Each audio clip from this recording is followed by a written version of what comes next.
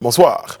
Le Conseil des droits de l'homme de l'ONU a annoncé hier à Genève que le Conseil national des droits de l'homme de Côte d'Ivoire passait désormais du statut B au statut A. Les explications et les incidences de ces changements en tout début d'émission. En politique, la Commission électorale indépendante a communiqué hier la date du début des dépôts des dossiers pour les prochaines législatives. Les détails de cette opération tout à l'heure dans le Live Actu. Hors de nos frontières, en Afrique du Sud, le coronavirus continue malheureusement de faire des ravages. Le pays a passé le cap du million de cas et le président Cyril Ramaphosa a pris de nouvelles mesures pour limiter sa propagation. Nous y reviendrons. Et pour parler d'éducation et de formation, Monsieur Maurice Diabaté, il sera avec nous. Il est le président de la conférence des présidents d'universités privées de Côte d'Ivoire. Débats et analyses, décryptage de l'information. L'actualité, comme vous l'avez toujours souhaité, c'est dans le Live Talk. Bienvenue.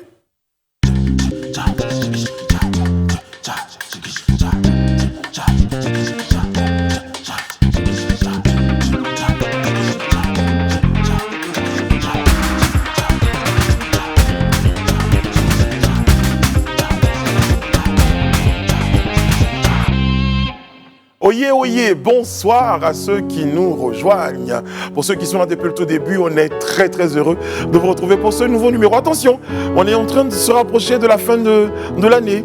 Donc c'est, on va dire quoi aujourd'hui? Il reste 2 jours. Et nous, on est déjà dans l'ambiance. On est déjà dans l'ambiance. Il y a les... En fait, on s'est dit, depuis qu'on commençait, c'est vrai qu'on avait le décor, on avait l'ambiance, mais on n'avait pas de musique. On s'était dit, bon, on allait garder Wilfried, l'araignée. Donc, il allait nous faire une petite musique là, pour commencer l'émission aujourd'hui. Parce que, pour tout vous dire, ça nous manque un tout petit peu quand même. D'avoir un peu de musique quand même. Et ça va donner le temps. Mais il le fait tellement bien. Il le fait tellement bien en plus, je ne sais plus à quel moment. Oh, hey. Zidio Majes. Oh, hey. Ça déjà la foule, eh, eh. Zidio Majes. La nuit c'est la nuit, tous les chats sont gris.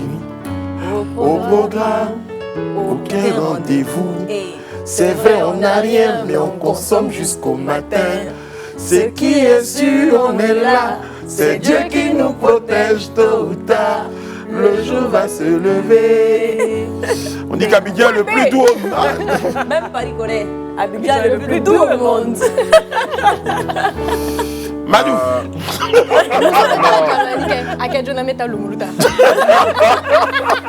Bravo, Rihanna.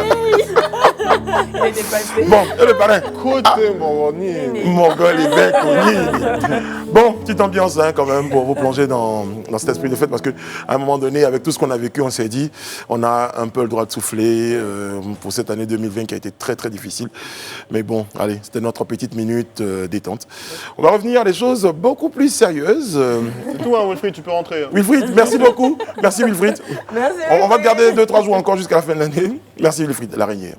L'araignée, attention, ouais. Notre petite info, Rihanna, si. Pour la petite info, on va parler des dangers de la chirurgie esthétique, ce phénomène qu'on connaît tous hein, et qui prend de l'ampleur depuis quelques temps. Et malheureusement, c'est une Colombienne de 29 ans. Oui, Serge? Non, mais commencer par parler des dangers de la chirurgie esthétique qu'on connaît tous. C'est genre, ça n'a rien de bénéfique, quoi. Je veux dire, c'est pas en même temps... C'est pas... Non, mais à la base, la chirurgie esthétique, elle n'est pas mauvaise. Ouais. Elle est réparatrice. C'est ce que j'aimerais entendre, tu vois, dans l'intro. Oui, mais aujourd'hui, la chirurgie qu'on connaît, remarque esthétique qu'on c'est connaît devenu... le plus, c'est celle qui est utilisée pour se refaire le corps pour des besoins esthétiques. Bon, alors, expliquez-nous pourquoi vous parlez de danger, Rihanna. Je parle de danger parce que justement, il y a une personne qui a perdu la vie et c'est une Colombienne de seulement 29 ans qui a voulu se faire augmenter les fesses à travers justement un lifting fessier. Et malheureusement, l'opération s'est mal déroulée. Elle est décédée ce lundi 28 décembre.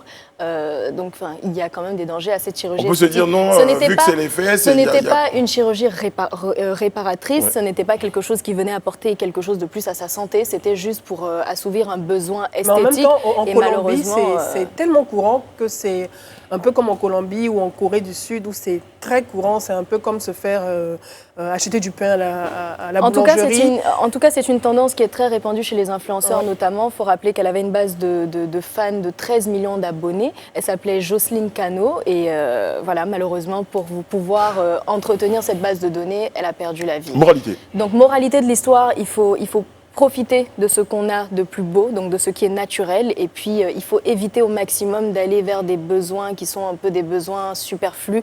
Il faut juste rester soi-même. On est tous beaux comme on est et chacun à sa façon. Il faut C'est très s'apprécier. joli, ça. C'est très joli. J'avais juste envie de dire après ça. Et Mais je pense que chacun a le droit de faire ce qu'il veut de son corps. aussi, d'accord. Merci Serge, merci beaucoup. Au risque Pour cette péril de sa vie. contribution, franchement, merci beaucoup Serge. Bon, les points saillants de l'information, ce qui fait l'actualité chez nous, hors de nos frontières, c'est maintenant et c'est dans le Life Actu. Super. Je me demandais à quel moment tu allais t'asseoir.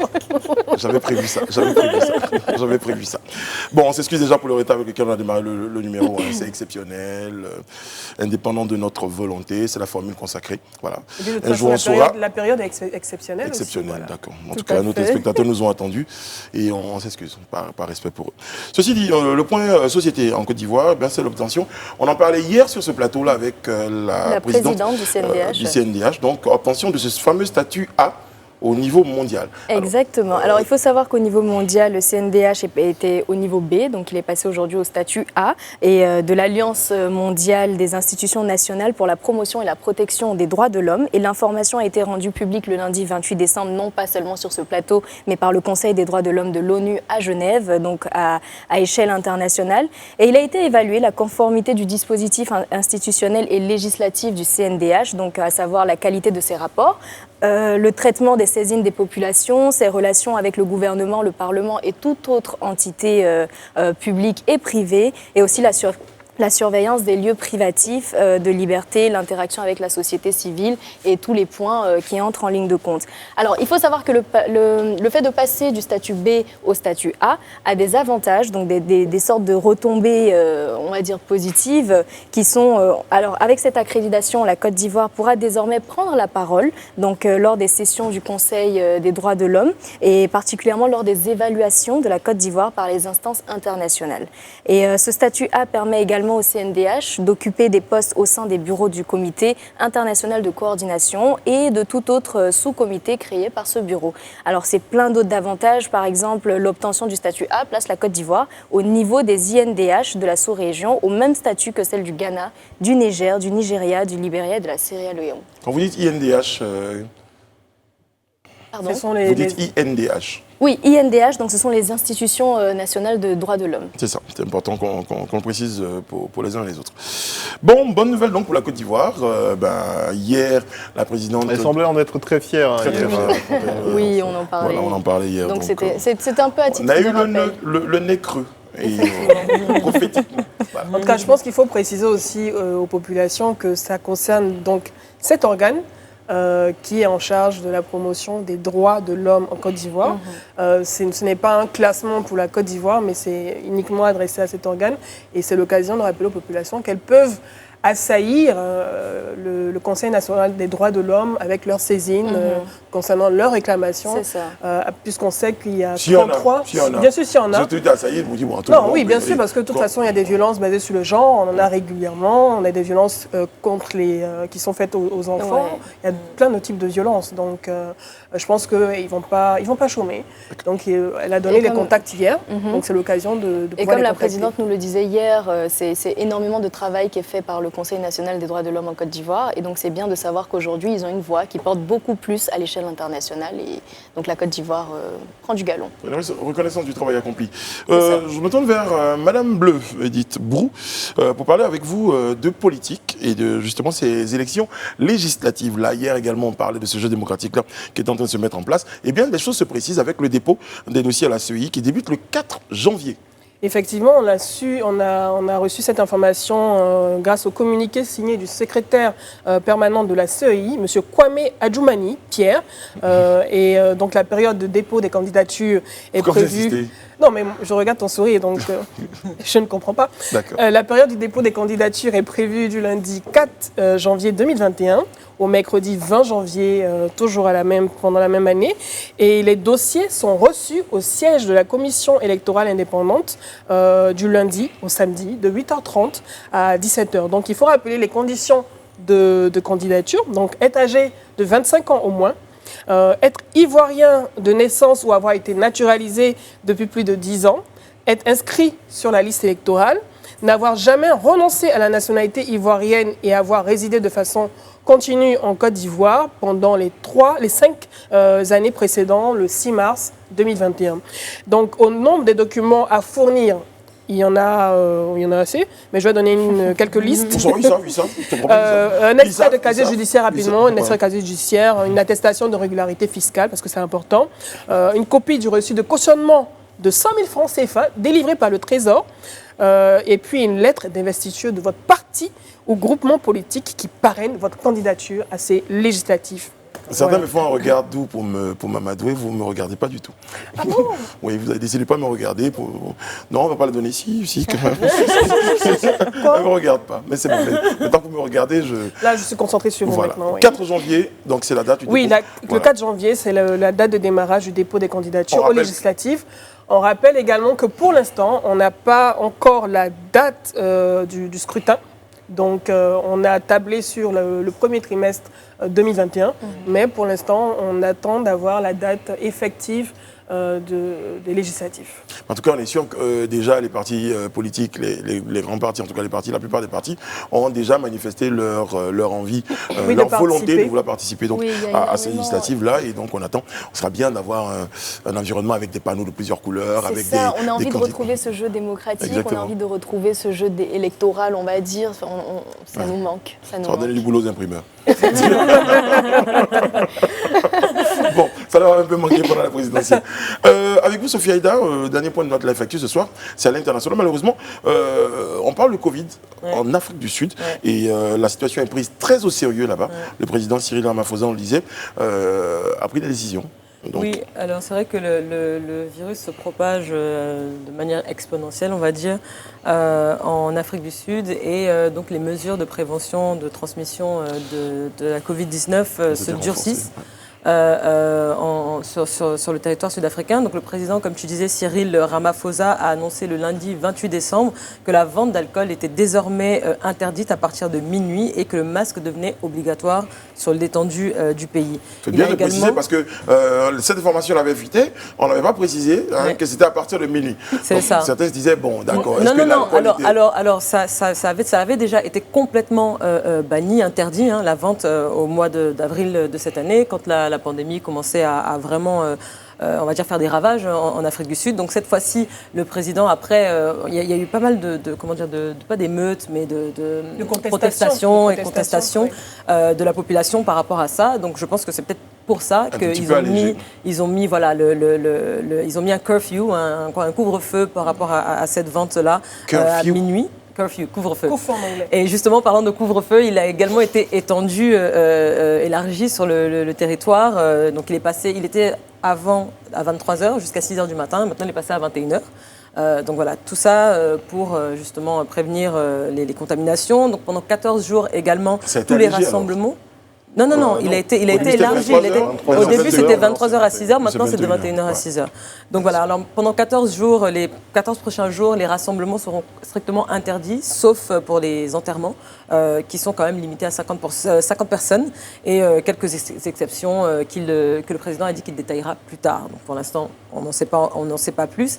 Mais la vraie raison, il faut savoir que depuis donc, le dimanche 27 décembre, l'Afrique du Sud devient le premier pays africain à dépasser la barre des 1 million de contaminations à la Covid-19. C'est énorme. Et je pense que c'est vraiment un rappel aussi pour nous ici en Côte d'Ivoire parce que les chiffres, je les ai et ils ne sont pas, ils sont pas bons, ils ne sont pas comme il y a un mois ou deux mois. À la date du 29 décembre, la Côte d'Ivoire, oui, donc voilà, compte 22 250 cas confirmés de Covid, dont 21 872 personnes guéries, 137 décès et 241 cas actifs.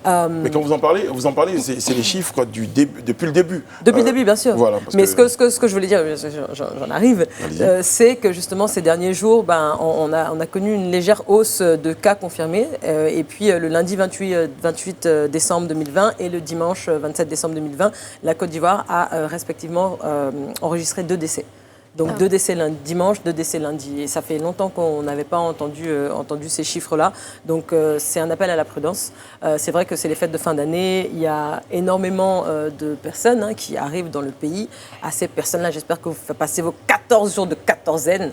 Mais sinon, voilà, vraiment, c'est important d'être sensible aux gestes barrières, à toutes les consignes qui nous ont été données pour justement éviter que la maladie se propage. Ouais. Le virus se propage. Il Voilà. faut peut-être préciser aussi que l'Afrique du Sud avait été citée dans l'apparition de cette nouvelle Exactement. souche qui est le super corona. Et donc voilà, c'est ce qui explique peut-être le fait que les contaminations soient l'accélération des contaminations. Parce que c'est 70% plus contagieux.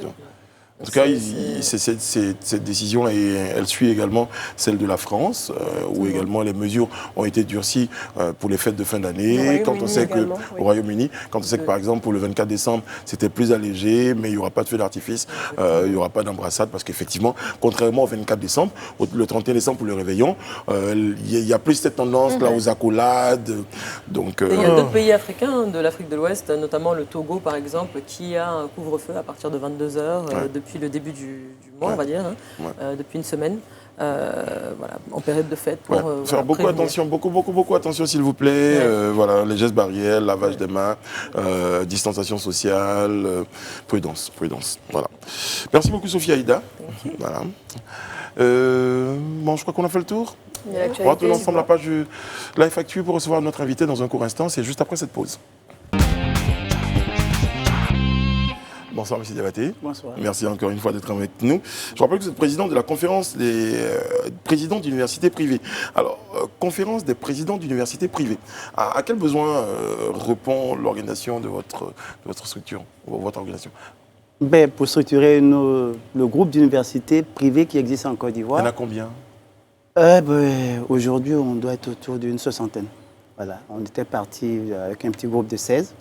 Et bon, aujourd'hui, c'est monté. Nous sommes une 60aine d'universités privées qui existent en Côte d'Ivoire. Alors, lorsque vous mettiez ensemble, vous avez dit, on va se mettre ensemble pour parler d'une seule voix. On va se mettre ensemble parce que les universités privées rencontrent de nombreux problèmes. C'était quoi l'idée qui a soutenu la création de votre organisation? Bon, les problèmes aussi, vous savez, nous sommes dans l'enseignement. C'est le milieu intellectuel, les échanges.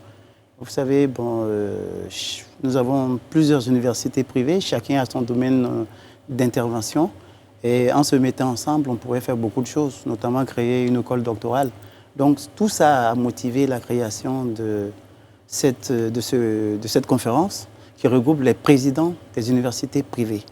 Et on est parti de là et puis ensuite on a regroupé tout pour créer une union forte, plus forte avec les grandes écoles qu'on appelle l'UPSUP, l'Union patronale de l'enseignement supérieur, qui est la fêtière en fait, qui regroupe tout. Donc je suis le premier vice-président. Quelle est la place de toutes ces universités privées, instituts privés, dans le secteur de l'enseignement supérieur en Côte d'Ivoire? Il y a une très grande évolution. Vous savez, aujourd'hui, nous avons à peu près 100 000 bacheliers. Plus de 100 000 bacheliers, 120 000. Bon, quand il y en a qui ne vont pas, qui vont faire autre chose, il y a quand même 100 000 bacheliers en Côte d'Ivoire. Et sur ces 100 000 bacheliers, il y a toujours les 2/3 qui vont dans le privé. Voilà, c'est dire la force aujourd'hui de l'enseignement supérieur privé en Côte d'Ivoire. Donc, traditionnellement, lorsqu'on avait le bac, on se tournait tous vers l'université publique. Après, il y a eu cet engorgement-là qu'on a déploré. Ces universités-là, privées, sont venues un tout petit peu soutenir l'État. Après, ça n'a pas été sans conséquence. Vous avez rencontré de nombreux problèmes. Vous aurez l'occasion d'en parler tout à l'heure. Rayana, ici? Oui, moi j'allais demander, quel est votre apport concret dans le système éducatif ivoirien aujourd'hui? Notre apport, comme je l'ai dit, nous recevons les 2/3 des bacheliers. C'est ça notre premier apport. Le premier élément fort que nous avons fait, c'est lorsque l'université publique a été fermée. Vous vous souvenez, en 2011, c'est les privés qui ont pris le relais pendant cette période-là. Tout était fermé, c'est l'une des universités privées. On nous a orienté tous les étudiants et nous avons pris ce relais-là, nous avons travaillé. Et ça a permis, à partir de là, le ministre Bakongo, Cissé Bakongo, qui avait initié cela, à partir de ce moment-là, on a commencé à orienter directement des étudiants dans nos universités privées. Aujourd'hui, nous recevons des étudiants boursiers de l'État et l'État prend en charge justement tous ces étudiants. Oui, vas-y. Si je peux juste relancer, j'allais demander quel serait l'avantage pour un étudiant de venir au privé Et moi, je complète votre question. Je sais qu'à un moment, lorsque nous avions obtenu le bac, lorsque certains devaient être orientés dans les établissements, dans les universités privées, il y avait des petites réticences. C'est non, nous, on voulait aller à l'université classique que tout le monde connaît, mais avec l'université privée, il y avait des réticences. Alors, pour revenir à la question de Rihanna. Quels seraient les inconvénients et quels seraient les avantages d'aller dans une université privée? Ouais, les avantages seulement. Il n'y a que des avantages. Je ne peux vous dire On que va pas ça. compter sur vous pour les inconvénients. Non, il peut y avoir des inconvénients parce que bon, ça dépend de quel type d'université, parce que quand même c'est un ensemble. Je veux dire par là que pour créer une université privée, il faut être partenaire avec une université publique. C'est la première condition, la condition sine qua non. C'est-à-dire que nous avons le même programme que les universités publiques. Moi, par exemple, je suis partenaire, mon université est partenaire à l'université de Boaké. Nous avons pratiquement, nous faisons la codiplomation. Et bon, il est 20h, ils sont en train de faire des délibérations chez moi à l'école avec des professeurs de Boaké. Donc, c'est dire que, bon, il n'y a pas un enseignement supérieur privé, il n'y a pas un enseignement supérieur public. Dans la tête des parents, c'est ce que je disais tout à l'heure, dans la tête des parents, de certains étudiants, il y avait des réticences à Dans vouloir y la aller. tête ou dans le portefeuille des parents, surtout. C'est surtout bon, cet élément qui était là, qui était un élément bloquant. Mais aujourd'hui, ce n'est pas un élément bloquant. Vous prenez un étudiant qui est les deux étudiants de la même année. Bon, ils ont eu le bac ensemble. Bon, vous savez, avec les blocages qu'il y a, la massification et tout ça, c'est qu'il y a dans les universités publiques. Vous verrez qu'il y a un au bout de 3 ans qui est en licence, l'autre il est encore en première année. Bon, c'est des problèmes qui existent. Et aujourd'hui, la tendance est d'aller vers les universités privées, les grandes écoles privées. Et dans l'enseignement privé aussi, on se plaint souvent de la qualité des formateurs, des professeurs qui peut-être ne sont pas suffisamment formés ou ne sont pas expérimentés ou trop jeunes pour délivrer le savoir. Quel est votre commentaire là-dessus? Est-ce que vous pensez que vous délivrez une formation réellement de qualité? Ben, nous le faisons. Surtout pour les formateurs. Bon, je vais vous dire une chose. D'abord, pour pouvoir enseigner, il faut avoir une attestation d'enseignement. C'est la normale. Ça, c'est une chose. Mais l'autre chose, c'est qu'on a signé avec l'État ce qu'on appelle une convention de concession du service public. C'est-à-dire que l'enseignement est du domaine du public. Ça appartient à l'État et l'État nous a concédé cela. Pour que vous puissiez créer une école, normalement, vous devez respecter un certain nombre de règles. Vous devez avoir des enseignants de qualité. Il y a des contrôles très permanents. Voilà, très souvent, on nous fait des contrôles, même les cahiers de textes, etc. Les gens viennent pour vérifier cela. Et on a de bons résultats. Bon, c'est vrai, on a parlé un moment d'école boutique, etc. Mais aujourd'hui, il y a une évolution. Nous avons une direction de la qualité qui passe, qui vérifie ce que nous faisons. Et une chose, je vais vous dire quelque chose qui va vous surprendre. Nous, nos diplômes sont signés par le ministre de l'Enseignement supérieur. À Cocody, ils ont des attestations. C'est-à-dire que, voilà, ça, c'est un élément qui est fort, qui montre que... Vous disiez tout à l'heure que la création de cet établissement répondait à un certain nombre de règles. On peut en connaître quelques-unes pour nous aussi avoir notre regard pour dire, bon, il faut que l'établissement, l'université ait, par exemple, des professeurs de qualité, il faut qu'il y ait l'enceinte qui puisse... Et comment est-ce que c'est évalué, d'ailleurs? Les évaluations? Bon, on va partir d'abord de la création. Voilà. Bon, nous, pour pouvoir créer, vous avez une autorisation d'abord de création. C'est-à-dire, vous faites une demande, vous dites, je veux créer une université. Et puis, on vous dit, OK, on vous l'accorde. Maintenant, vous passez à la deuxième phase qui est l'autorisation d'ouverture. Vous faites l'autorisation d'ouverture et vous devez fonctionner. Mais pour pouvoir avoir ça, vous devez avoir... Tout ça est soumis à vérification. À vérification. Je vous ai dit, l'élément essentiel, c'est de primordial, avoir, comme on appelle, une université partenaire. Boaké, Cocody, Daloa, etc. Vous êtes partenaire. Et vous devez avoir des professeurs de rang. Ça, c'est fondamental. Si vous n'avez pas de professeur de rang, vous ne pouvez pas ouvrir une université privée. Un professeur de rang pour nos téléspectateurs. Enfin pour un professeur de rang, c'est les professeurs agrégés, voilà, qui peuvent faire les cours magistraux, etc. Parce qu'il y a toute une classification, il y a toute une hiérarchisation du corps professoral. Vous dites, Serge. Moi, monsieur, parce que nous sommes en classe. Oui, allez-y. Moi, excusez-moi, monsieur Diabaté, mais les universités privées, lorsque vous êtes arrivé, surtout maintenant qu'on constate que vous êtes une soixantaine sur le territoire ivoirien, j'en attendais et j'en attends beaucoup plus de vous.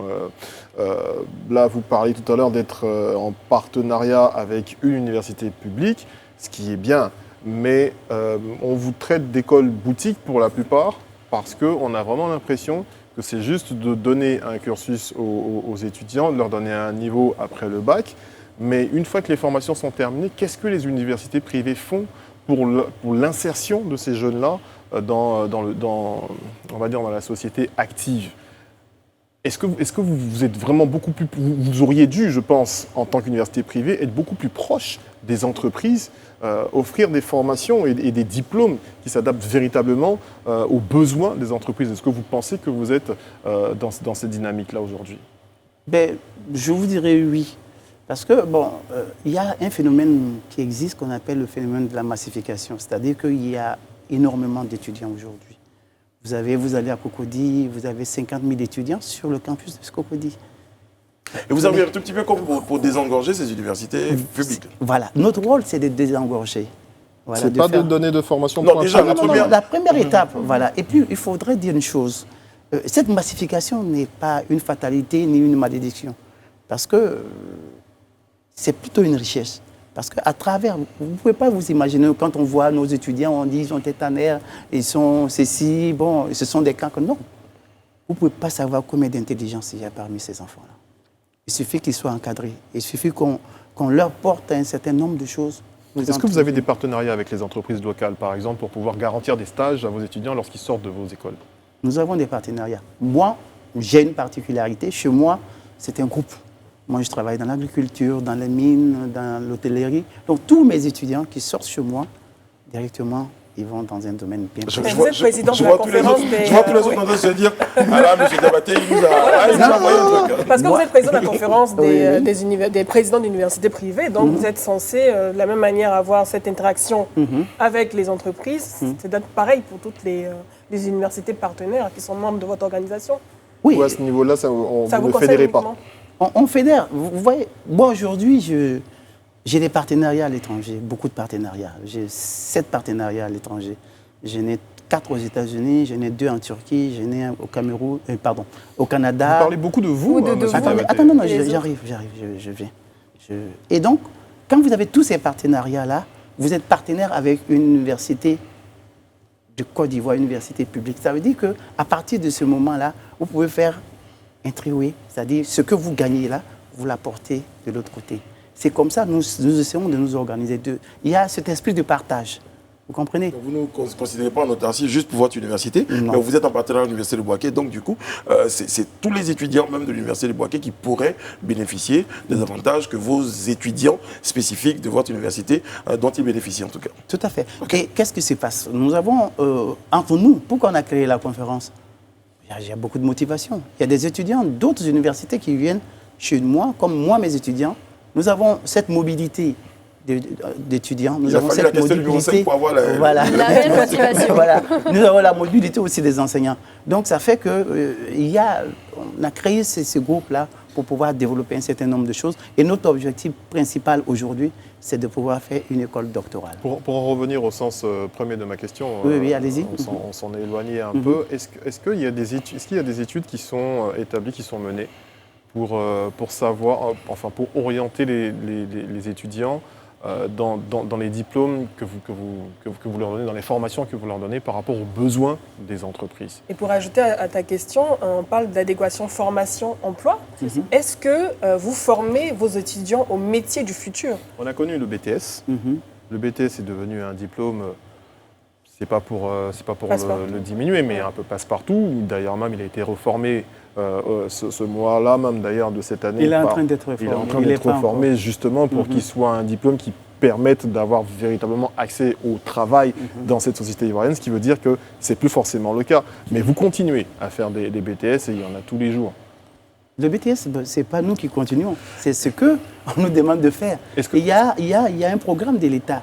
L'État se dit, écoutez, j'ai 50 000 étudiants, j'en envoie dans les universités publiques, j'en envoie qui font le BTS et j'en envoie qui font l'université privée.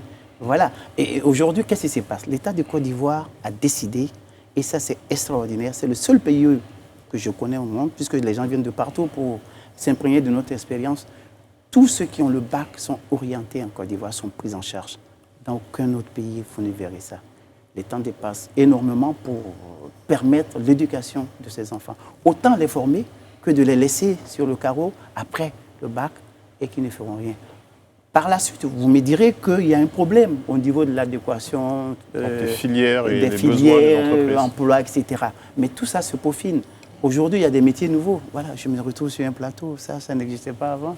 Ah, depuis 1960, je pense que si, quand même. En Non, Côte non, d'Ivoire. mais ça n'existait pas, le privé. Voilà, aujourd'hui, vous voyez tout ce qu'il y a comme privé au niveau de l'information, tous ces métiers qui sont liés à Tout ça. évolue. Tout évolue. Et cette évolution, il faut que nous profitions de cela. D'accord. Notre invité ce soir, Monsieur Maury Diabaté, il est président de la conférence des universités privées. Avec lui, effectivement, nous parlons de ces universités-là. Alors, Monsieur Diabaté, pour revenir à vous, on parle d'adéquation tout à l'heure entre formation et emploi. Mais déjà, j'aimerais bien qu'on revienne sur ces filières-là, cette formation que vous proposez aux étudiants. À votre niveau, quelles sont-elles, ces formations? Au niveau des universités Oui, privées. privées, je vous l'ai dit tout à l'heure, d'abord, nous partons sur la base de ce qui se fait dans le public. Et la plus-value? Et la plus-value, c'est les spécialisations que nous faisons. Parce qu'à partir du moment où nous faisons la première et la deuxième année, nous sommes dans le système LMD. À partir de la licence, nous commençons les spécialisations. Et c'est des spécialisations très poussées. Avant, on attendait de faire la maîtrise, avant de faire ce qu'on appelait le 2ECS, etc. Maintenant, la spécialisation commence dès la licence. Donc, vous avez 3 années de spécialisation. Et ça, c'est cette plus-value importante qui existe et qui doit être accompagnée par des stages, etc. Voilà un peu ce qu'il y a. Ah oui, Monsieur Diabaté, donc depuis une dizaine d'années, on sait que le système de l'enseignement supérieur a connu de nombreuses réformes, surtout grâce au programme national de développement 2016-2020. Est-ce que le gouvernement vous implique dans la mise en place de ces réformes, ou bien dans le choix même de ces réformes? Nous participons totalement à ces réformes. Vous voyez, déjà avec le ministre Niamien, nous avions commencé à faire une réforme du BTS. Et cette réforme consistait non plus à faire le BTS sur 2 ans, mais sur 3 ans, pour permettre aux étudiants d'avoir un peu plus d'être un peu plus professionnels. Parce qu'en 2 ans, vous avez 2 années de formation et puis 2 mois de stage. Non, on devait passer à une autre étape et on devait pouvoir prendre la 3e année uniquement pour faire les stages. Malheureusement, ça n'a pas été appliqué. On peut prendre ça comme un aveu en ce qui concerne les insuffisances de ce diplôme qu'est le BTS pour l'accès au travail? Non, je ne crois pas que le BTS soit un diplôme, à preuve ça se fait en France et partout. Ce n'est pas un diplôme qui est, je dirais, qui est insuffisant. C'est vrai, la formation, quand ils sortent de là, souvent ils n'ont pas de pratique, mais quand vous envoyez un étudiant en immersion, très tôt, comme on le fait dans certains cas, voilà. Dans le secteur de l'agriculture, par exemple, vous prenez un étudiant qui n'a jamais sorti d'Abidjan, qui ne sait pas qu'est-ce que c'est l'agriculture, vous allez le déposer dans une plantation. Voilà. Vous le déposez là, il voit les réalités. Il est en immersion, il voit ce qu'il y a. Et c'est comme ça qu'on apprend le métier. Est-ce que vous pensez que les entreprises sont satisfaites des personnes formées que vous leur proposez? Bien sûr, il y a des satisfactions. Il y en a qui sont bons, qu'on prépare. Parce que notre rôle, c'est quoi? C'est d'avoir un bon produit fini. C'est de proposer quelque chose de fort que nous mettons sur le marché. C'est vrai que lorsqu'il y a toutes ces formations-là, il y a toujours des éléments qui ne sont pas assez bons. Il y en a partout. Alors, vous disiez justement tout à l'heure en début d'émission que les choses ont évolué. On est parti d'où pour qu'elles évoluent aujourd'hui? Vous êtes parti certainement d'une situation assez difficile dans l'implantation de ces universités-là, jusqu'à aujourd'hui, cette position-là que vous trouvez plutôt pas mal aujourd'hui. Du point de vue des conditions de votre implantation, de votre intégration, de vos rapports avec les universités privées, parce que j'imagine qu'au début, ça pouvait être assez difficile. D'abord, nos rapports avec l'État. Avant, l'État ne payait pas. C'est ça. Je voulais qu'on en parle un tout petit voilà, peu. L'État ne payait pas. Bon, il faut le dire, depuis 2011, vraiment, l'État. C'est pour nous les étudiants qui sont orientés? Oui, pour les étudiants qui sont orientés. La plupart de tous ces établissements, aujourd'hui, nous avons des étudiants orientés. L'État nous paye au fil de l'eau, c'est-à-dire que les paiements sont réguliers. Cette année, avec la Covid, on a eu un peu de retard, mais les paiements sont faits. Ça, c'est très important. Quand vous êtes payé, vous pouvez assurer une bonne formation. Quand vous n'êtes pas payé, voilà, la formation n'est pas aussi importante. Donc ça, C'est le premier élément. Le deuxième élément, il y a ce que nous faisons avec l'État. Tout à l'heure, vous m'aviez posé la question, est-ce que nous participons à tout ce qu'il y a comme modification, comme réforme, etc. Si, je vous ai dit, il y a un seul enseignement supérieur. Il n'y a pas un enseignement supérieur privé, il n'y a pas un enseignement supérieur public.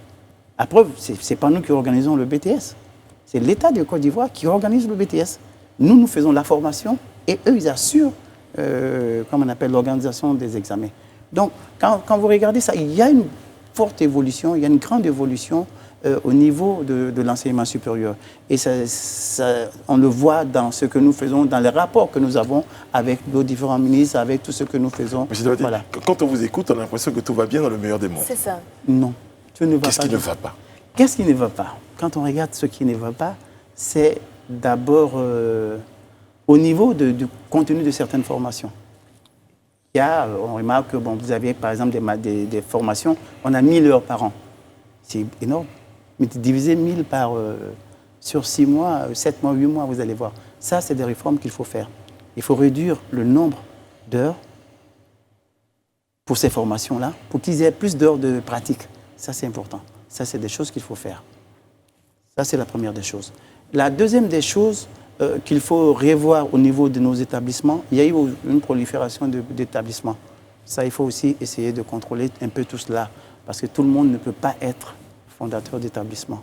Alors vous disiez, alors justement, comment ça arrive lorsque vous disiez qu'il y a eu il y a des conditions strictes, il y a des critères, il y a des critères et malheureusement il y a des petits malins qui réussissent. Est-ce que les critères concernent même le fondateur de l'établissement? Est-ce qu'il n'y a pas une enquête de moralité ou ce genre de... Tout le monde peut être fondateur d'une université? Normalement, non. Enfin, il faut être fondateur, il faut avoir du métier quand même. Il faut avoir fait le métier, il faut avoir de l'expérience, etc. Normalement, pour être fondateur, il faut pouvoir avoir d'abord soit être un enseignant de formation, Ce qui suscite ma curiosité, c'est le fait d'être établissement privé devrait peut-être vous conférer une certaine liberté dans l'établissement des programmes ou de vos activités. Est-ce que c'est le cas? Ou est-ce que vraiment vous êtes seulement conditionné par le canevas, on va dire, de l'éducation nationale, de l'enseignement supérieur? En fait, il y a un canevas, mais on ajoute un plus. Qu'est-ce que vous ajoutez? Nous ajoutons, par exemple, tout ce qui est pratique. Parce que quand vous allez dans un amphithéâtre, je dirais à Cocody, vous avez 1000 étudiants. Quand vous venez dans une université privée, vous avez peut-être 200 étudiants ou bien 100 étudiants. Et vous voyez, là, on apporte ce plus-là. On apporte ce plus aussi en matière de stage, etc. Ça, c'est déjà des éléments. Et puis les conditions dans lesquelles les enfants apprennent. Ça aussi, c'est des éléments forts que nous apportons. Et puis ensuite, quand on regarde le contenu, nous essayons d'apporter ce plus. Je vous ai dit tout à l'heure que moi, j'ai un programme avec les universités publiques. Mais dans ce programme-là, à partir de là, moi, j'apporte ce plus-là, par exemple en anglais, par exemple en informatique, par exemple dans d'autres disciplines telles que la comptabilité, qui sont des matières... En plus de ce qui est recommandé par l'enseignement supérieur. En plus de ce qui est recommandé, parce qu'il y a des options que nous pouvons donner et qu'on ne peut pas retrouver dans le public. D'accord. Là, ce que nous apportons. Ce pourquoi, d'ailleurs, justement, vous êtes plus cher que le public. C'est normal. Le public, bon, je vous dis tout de suite, le public, je peux vous donner les coûts. Hein. Allez-y. On aimerait bien. Voilà. Qu'est-ce qui se passe? L'État de Côte d'Ivoire a dit, vous payez 30 000 francs à Cocody. Chez nous, quand on est au niveau du BTS, c'est 85 000. Au niveau des universités privées, c'est 250 000 pour un étudiant orienté.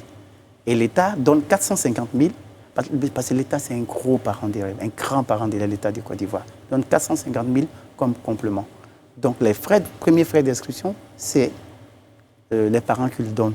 C'est-à-dire, je veux dire, pour 250 000 francs, même votre enfant pourra avoir une formation assez intéressante et sera dans de meilleures conditions. Vous ne vous rendez pas jaloux ceux des universités publiques là? Non? Jaloux, oui, bon, mais il y en a qui acceptent d'y aller, il y en a qui acceptent de venir chez nous. Parce que qu'est-ce qui se passe? Comment on fait les orientations? C'est sur la plateforme, il y a une plateforme. L'étudiant a le choix d'aller soit dans le public, soit dans le privé. C'est-à-dire dans le privé, université ou grande école. À ce niveau-là, c'est ce que vous apprêtiez à dire ça? Non. À ce niveau-là, quelles sont les tendances à ce jour? Les étudiants ont plus envie de s'orienter vers les universités publiques ou les vôtres au niveau des universités privées? Je vous ai dit, on a 2 tiers aujourd'hui des étudiants. Ça dépend. Alors, Voilà, avec 2 tiers des étudiants qui sont des bacheliers. oui, Voilà. C'est cette estimation-là dont j'avais Voilà, il n'y a que 20 000 aujourd'hui qui vont dans le public. Vous 20 000 participez, vous étudiants. nous avez dit que vous participez, en tout cas l'État vous invite à participer à la réflexion et au niveau des réformes par rapport à l'enseignement supérieur.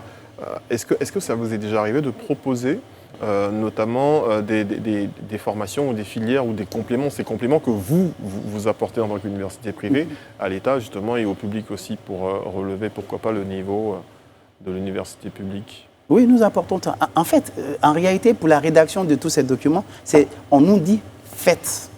Voilà les réformes à faire. Sans distinction. Sans distinction. Voilà. Faites vos propositions. Il y a aussi l'État qui fait ses propositions et puis on essaie Mais c'est une chose de rapporter faire les des autres. propositions et c'en est une autre d'être entendu et d'avoir des résultats. Est-ce que c'est le cas pour vous? Est-ce que vous êtes entendu? Bien sûr, bon, il y a des échanges. Bon, souvent, il faut le dire, on a fait beaucoup d'études, mais beaucoup de réflexions qui sont dans les tiroirs. Je vous ai dit, il y a quelques années, on a réfléchi à la réforme du BTS, mais qui n'a pas été appliquée. Mais tant il que est ça temps continue comme ça vous arrange. Hein. De toute façon, tant que l'État prend son temps avant d'appliquer des réformes au niveau de l'Institut des universités publiques, ça vous arrange d'avoir ces réformes-là déjà C'est plus-value. appliquées chez vous. Non, nous, ça ne nous apporte rien. Au contraire, nous étions pour ces réformes-là. Nous étions pour ces réformes parce que ces réformes-là peuvent nous apporter quelque chose. Ça nous permet, nous, par exemple, là, je vous ai dit tout à l'heure qu'il y a des cours optionnels. Mais si l'État s'accorde à dire, bon, écoutez, on va ajouter ces cours-là pour rendre les étudiants un peu plus pratiques sur le terrain, nous, on est tout gagnant là-dessus. Très bien. Voilà. Alors, monsieur Diabaté, pour la suite, aujourd'hui, quelles sont les perspectives pour les universités publiques à court et moyen terme ou à long terme? Privé. Privé, j'ai dit. J'avais dit public? Oui. D'accord, désolé. Bon, il y a une grande... Vous savez, il y a le nombre d'étudiants augmente d'année en année. Et il y aura toujours des besoins au niveau de ces universités privées. Besoin de plus de soutien de la part de l'État? Vous Bon. avez besoin de plus de soutien? Logiquement, on ne forme pas un étudiant à 450 000 francs. Quand on veut faire une bonne formation, on connaît le coût des formations. Mais je veux dire par là, nous allons toujours jouer notre rôle de supplétif. L'État de Côte d'Ivoire, vous voyez le nombre d'universités publiques qui sont en train d'être construites. Mais ça ne suffit pas. On devrait former un étudiant à hauteur de combien? Normalement, un étudiant bien formé, les statistiques, les chiffres de la Banque mondiale, c'est 1 500 000. 1 500 000. 1 500 000. Du Voilà, coup, ça, c'est le chiffre réel. Du coup, tous ceux qui sont formés à hauteur de 450 000 francs dans vos universités, on ne peut pas compter sur eux quand ils sortent.